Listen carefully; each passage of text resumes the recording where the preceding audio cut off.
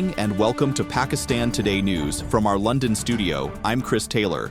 We begin with developments in Pakistan's identity system. The federal government has amended the National Identity Card rules to legally recognize facial and iris scans as valid biometric identifiers alongside fingerprints, according to the National Database and Registration Authority. Under the changes, NADRA will begin issuing facial recognition biometric verification certificates from January 20th, 2026. The move is aimed at helping citizens whose fingerprints are unreadable due to age or manual labor. Officials say the technology is already being used for vehicle transfers and online passport services, and will gradually expand to digital ID services through the Pak ID app. Turning to diplomacy, Deputy Prime Minister and Foreign Minister Ishaq Dar is set to visit Beijing on January 4th, 2026, to co-chair the 7th Pakistan-China Foreign Ministers' Strategic Dialogue. The Foreign Office says the meeting will review bilateral cooperation and discuss regional and international developments of shared interest. Both sides are expected to announce new initiatives and commemorative activities marking 75 years of diplomatic relations, underscoring efforts to further strengthen the long-standing all-weather partnership. In South Asia, Bangladesh is mourning the death of former Prime Minister Khaleda Zia. She was laid to rest in Dhaka with full state honors following a prolonged illness. Khaleda Zia, the first woman to serve as Bangladesh's Prime Minister, passed away at the age of 80 after decades as a central figure in the country's politics. Thousands attended her funeral procession near the National Parliament, with flags flown at half-mast and condolences pouring in from leaders across the region.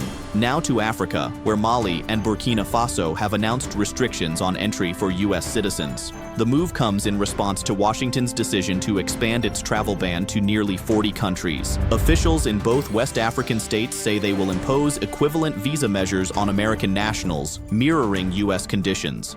Niger has also indicated similar countermeasures may be under consideration, signaling rising diplomatic tensions. Pakistan is now entering 2026 as the world's fifth most populous country, with its population exceeding 225 million, according to the United Nations Population Fund. For more on what this means, we go to Islamabad and speak with our correspondent Sarah William. UNFPA says Pakistan's rapid population growth, combined with persistent gender inequality and increasing climate vulnerability, poses serious challenges for national planning. The agency is urging policymakers to rethink financing mechanisms, including revisions to the NFC formula. It recommends rewarding provinces that show measurable progress in gender equality, climate resilience, and improvements in health and education.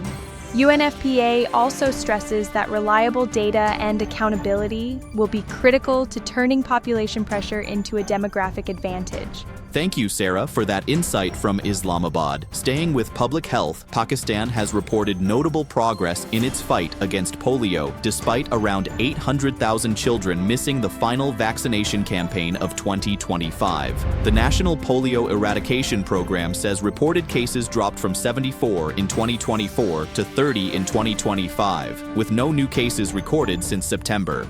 Officials caution, however, that the virus can resurge if vigilance slips, particularly in high-risk areas.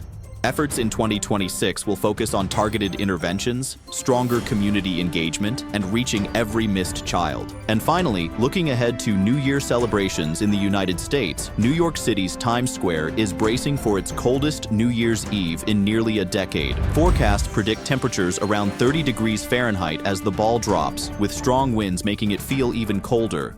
AccuWeather warns that real field temperatures could fall into the teens, raising concerns about frostbite and hypothermia for outdoor revelers.